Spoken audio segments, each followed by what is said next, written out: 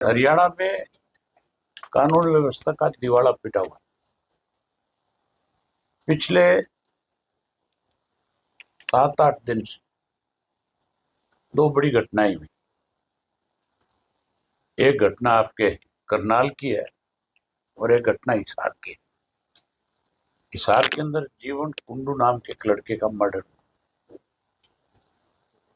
और पुलिस प्रशासन ने मौके पे जाकर के समय रहते उन मारने वालों को गिरफ्तार नहीं किया, उन्हें मौका दिया भागने का। उसकी वजह से आज हजारों लोग जो है लगातार पिछले 7-8 दिन से धरने पे बैठने पे मजबूर हैं। मुख्यमंत्री भी उस दौरान बीच में हिसार जाकर के आया है। मुख्यमंत्री की जिम्मेवारी बनती थी कि वो उसके ऊपर तुरंत एक्शन लेता, एसपी को सख्त हिदायत देता और जो आरोपी थे उनको पकड़ना चाहिए था। एसपी का भी जो बातें सुनने में आई उससे लगता है कि उसका रवैया भी ठीक नहीं है। जब भी लोग उससे मिलते हैं तो केवल एक बात कह करके उसको टालने की कोशिश करता है कि हमने टीमें बना रखी है और हम पकड़ने का प्रयास कर रहे हैं, जबकि एक मारने वाले की लोकेशन आ रही है। लोकेशन मिलने के बाद भी अब तक नहीं पकड़ना, मतलब ये जानबूझ करके अनदेखी की जा रही। सरकार को तुरंत मुख्यमंत्री को इस पर संज्ञान लेना चाहिए और उस मृतक के परिवार के साथ न्याय कराना चाहिए, उसके साथ भी न्याय करना चाहिए। इसी तरीके से करनाल के अंदर भी एक एनकाउंटर हुआ। मैंने आज पढ़ा था कि रोड बिरादरी ने आज ये फैसला ले लिया कि हम जब तक लोकल एमएलए का इस्तीफा नहीं हो जाता है तब तक किसी भी भाजपा के विधायक को, मंत्री को रोडों के गांव में नहीं घुसने देते। मतलब ये कानून व्यवस्था का जब दिवाला पिटता है तब इस तरह की बातें लोगों को फैसले लेने पे मजबूर करती है। जहां कानून व्यवस्था का दिवाला इस सरकार में पिट गया, वहीं इस सरकार के कुछ ऐसे फैसले हैं जिसकी वजह से आने वाले समय में लोगों को मजबूर होकर के सड़कों पे आना पड़ेगा। पीछे इन्होंने बुढ़ापा पेंशन जो है वो रोक दी थी और उस बुढ़ापा पेंशन को रोक करके उसको काटने की एक रास्ता निकाल रहे थे कि इससे पेंशन से बुजुर्गों को वंचित कर दिया जाए। चौधरी देवीलाल ने जो ये पेंशन बनाई थी, ये पेंशन इसलिए बनाई गई थी कि हर वर्ग के व्यक्ति को एक सम्मान मिले। उसमें ये नहीं देखा था इसकी इनकम कितनी है, इसके पास जमीन कितनी है, वहां केवल उम्र देखी गई थी। इस सरकार ने, इससे पहले सरकार ने, कांग्रेस ने भी इस पे कैप लगाए थे, वो भी लागू नहीं कर पाए थे। इस सरकार ने इसको आधार कार्ड के साथ जोड़ दिया, मेरी फसल मेरा ब्यूरो के साथ जोड़ दिया, अनेक चीजों के साथ, पहचान पत्र के साथ जोड़ दिया, 1,80,000 का कैप लगा दिया। ये जो फैसले लेने वाले लोग हैं इनसे पूछने वाला हो कि एक शहर के अंदर गरीब परिवार है,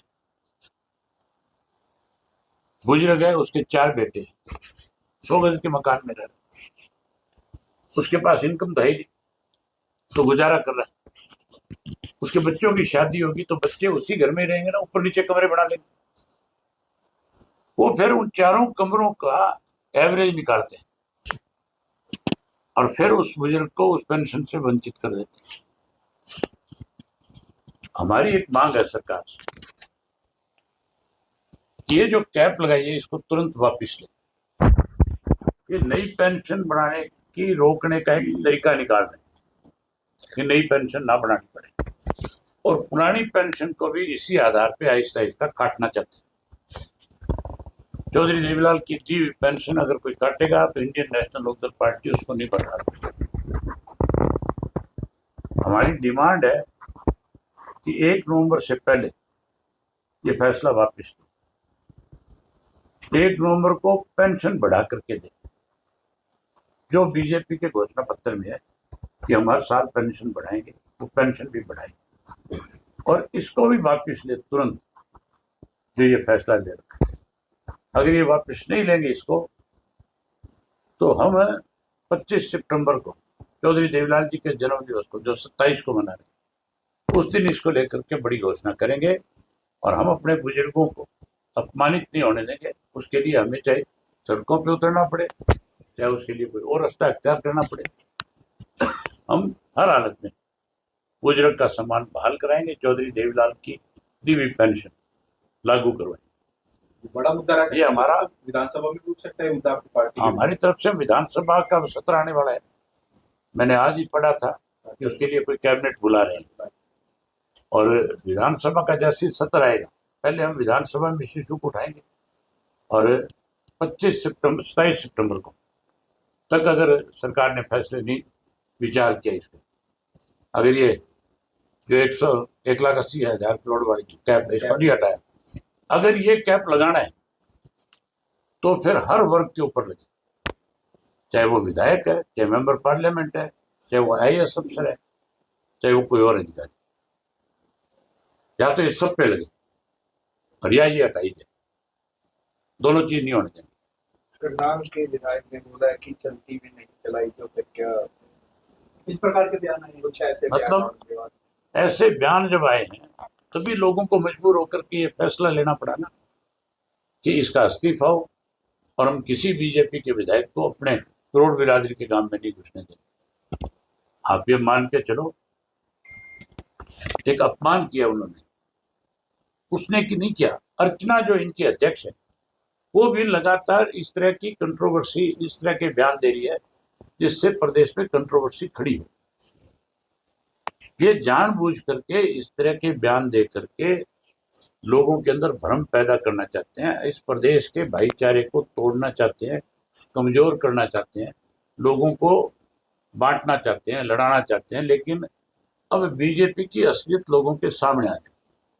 अब लोग इनकी बहकावे में आने वाले नहीं, अब इनको सबक सिखाएंगे। ट्रेड डील को लेकर किसान जब भी दिल्ली जाते हैं, डिटेन कर लिए जाते हैं, तो इसमें आपका क्या है? ट्रेड डील जो है, अमेरिका के दबाव में हमारे प्रधानमंत्री ने करी, लेकिन किसान पहले 3 काले कानून बना करके इस तरह से किसान को दबाना चाहते थे। अब इस डील के माध्यम से हम कमजोर करना चाहते हैं। किसान जब सड़क पे उतरता है तो सरकार को सोचना पड़ता है। इसका इम्पैक्ट हमारे हरियाणा के किसानों पे क्या है? किसका? ट्रेड डील का सर पूरे देश के किसान पे पड़ता है, एक हरियाणा पे नहीं है, ये पूरे देश के किसान का मामला है। My concern is about Haryana. मैं कह रहा हूँ पूरे देश के ऊपर आता है किसान। आप मेरी बात को समझो, किसान देश का है, अकेले हरियाणा का नहीं है। पूरे देश के किसान को ये चीज जो है कहीं ना कहीं कमजोर करेगी। पूरे देश का किसान इकट्ठा होगा, पूरे देश का किसान इनके खिलाफ जैसे पहले लड़ा था उसी तरह से लड़े। आपसे बात करो, प्रदर्शन पे है, चाहे किसानों की बात करें, कर्मचारियों की बात करें, लगभग प्रदर्शन कर रहे हैं, धरना दे रहे हैं। आप देखो ना, सरकार का जब दिवाला पिटता है, जब सरकार चलाने वाले नहीं होते। आज हरियाणा प्रदेश में सरकार जो है, मुख्यमंत्री नहीं चला रहा, मुख्यमंत्री फैसले नहीं ले सकता। चैनत गांव की टी का इशू से आपको सारी बात क्लियर हो जानी चाहिए। वहां मुख्यमंत्री ने टी लगाई, मनोहर लाल खट्टर ने पढ़वाई, और फिर मनोहर लाल खट्टर ने ही नाकरगढ़ के दोबारा टी लगाई। जब लोग एकजुट हो जाएंगे तो सरकार किसी को दबा नहीं सकती, मजबूर नहीं कर सकती।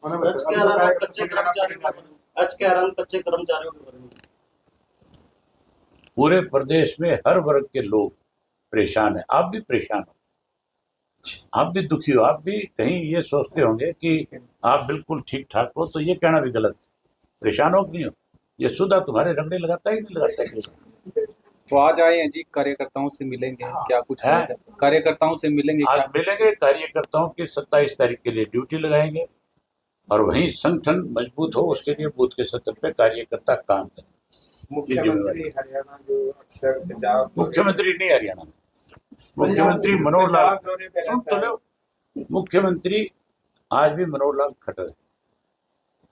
इस मुख्यमंत्री को हरियाणा में जब कोई बुलाने वाला नहीं है, इसके पास कोई काम नहीं बचा, तो कहीं तो टाइम पास करेगा कि नहीं करेगा। आपने कभी इसको आपके इस हल्के में घूमते हुए देखा, कुरुक्षेत्र में घूमते हुए देखा? इसको यहाँ की चिंता नहीं है, ये सैर सपाटे कर रहे हैं। पंजाब में इलेक्शन आ रहे हैं, पंजाब में ज्यादा रह रहे हैं और हरियाणा में अरे तो पंजाब में इसके कहने से कौन वोट देगा? 5 रुपये के कहने से वोट मिलते हैं। वहाँ पगड़ी बांध के जाता है, बिहार में जाता है मैं बिहारी हूँ, पंजाब में जाता है मैं पंजाब का हूँ। हरियाणा का है कि नहीं ये तो बता दे पहले। कृष्ण बेदी की एक वीडियो वायरल है जी, तिरंगा यात्रा निकाल रही है टूटी सड़क पर, तो इसको लेकर बेदी ने तो एक बार के नहीं कहा मोदी पता नहीं क्या क्या करवाएगा हमारे, कहा था कि नहीं कहा था? अयोध्या आपकी बात मंदिर में जयंती का क्या कुछ प्रारूप रहेगा? क्योंकि है? जो जयंती ताऊदेव लाल जी के नाम से मनाई जाएगी, हाँ। वो कहाँ पर रहेगी और क्या कुछ प्रारूप नूह रहेगा? के अंदर। आपके तमाम अलग अलग नूह के अंदर मनाएंगे। 90 के 90 विधानसभा क्षेत्र में मैं और माजरा साहब दोनों जाकर के लोगों को इनवाइट करेंगे। अब तक हमने 14 विधानसभा क्षेत्र कवर किए। 9 सितंबर तक 90 के 90 हल्के हमारे कवर हो जाए।